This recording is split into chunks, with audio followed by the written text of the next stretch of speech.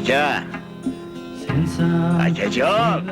Nega biz o'zbeklar erkaklarga murojaat paytida aka va oka so'zlarini ishlatamiz? Nodir aka, Tohir aka, Rashid akadagi aka va Toshkentda ommalashgan oka so'zlari o'zi qayerdan paydo bo'lgan? Aka va og'a hamda bugun biz ishlatadigan oka so'zlari qadimgi turk tilidagi yoshi katta bo'l ma'nosini bildiruvchi aq fe'liga borib taqaladi.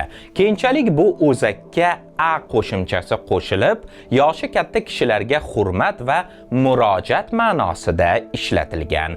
O'zbek tilida q undoshi k undoshiga, a unlilari cho'ziq a unlilariga almashgan. Ya'ni aq plus a aqa, ya'ni aka. Zamonlar osha aqa so'zi akaga aylangan va bu so'z erkak kishiga nisbatan katta va hurmatli kabi ma'nolarda qo'llanila boshlagan. O'zbekistonda, xususan ko'proq Toshkentda oka shaklining qo'llanishi esa Toshkent Farg'ona hududidagi shevalarga xos olashish, ya'ni aning oga aylanishi hodisasi bilan izohlanadi. Ya'ni nutqda a tovushi oga o'tadi.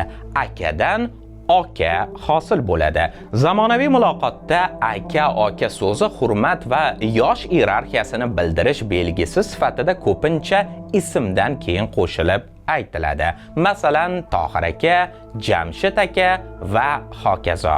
Xullas, akalar, okalar, agar siz mening auditoriyamga o'z biznesingiz haqida ma'lumot bermoqchi bo'lsangiz, hoziroq Pravsoyuz PR agentligiga murojaat qiling. Siz biznesingiz va uning qiymatini esda qoladigan syujetning bir qismi sifatida Dervish Note sahifasiga joylashtirish imkoniyatiga egasiz.